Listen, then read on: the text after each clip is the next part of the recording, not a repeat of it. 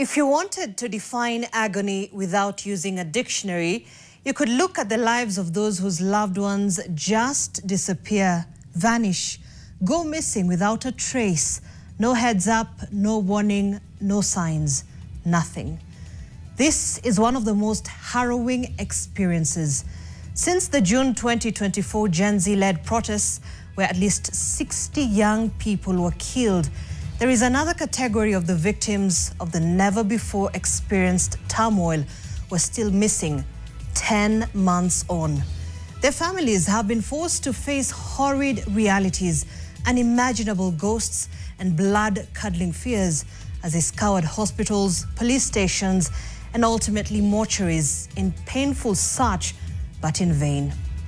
A Kenya National Commission on Human Rights report says that the government security officers killed at least 63 people and injured over 600 during the anti-finance bill protests. Another 1,376 were arbitrarily arrested and 74 forcibly disappeared. 26 are still missing.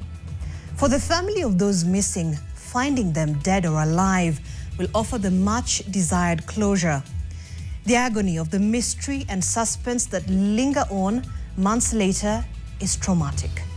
This pain and despair is devastating the families of the now missing people, many of whom disappeared following police raids.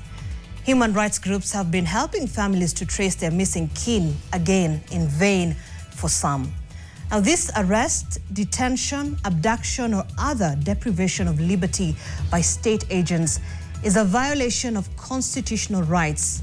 The law requires that any person arrested for a suspected crime must be taken to court within 24 hours of arrest. Now, this is in line with the legal principle of the presumption of innocence until proven guilty beyond reasonable doubt. It places the burden of proof on the prosecution. Some disappearances, including a number of which are not connected to the 2024 protests, have been linked to Somalia-based terror group Al-Shabaab and security operations against the insurgents. A human rights group documented 82 cases from 2012 to 2023 among Kenyan Muslims, especially at the coast. And elite anti-terror units have also been accused of involvement. The National Police Service has denied being involved in the enforced disappearances, abductions, and even killings, much as there is evidence pointing to the contrary. The apparent ignoring of court orders to produce people believed to be in police custody is eroding public confidence in the judiciary, the very arm of government that has on various occasions been cited as being the people's last line of defense in a situation where the other arms are in a deceptive state, with the legislature being the dummy and the executive the ventriloquist. The courts end up appearing to be the proverbial toothless dog, the one that is shouted at with the words "mtadu" and can do nothing much but whimper back into its kennel. At least that is the picture painted when it appears that bold and just decisions are the smoking lamp at the altar of intimidation, one which is feeding the narrative of a weak judiciary.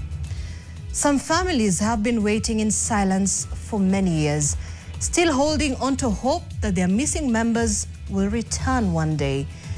The relevant authorities must give this matter the serious attention that it deserves and do so with sound integrity and humanity.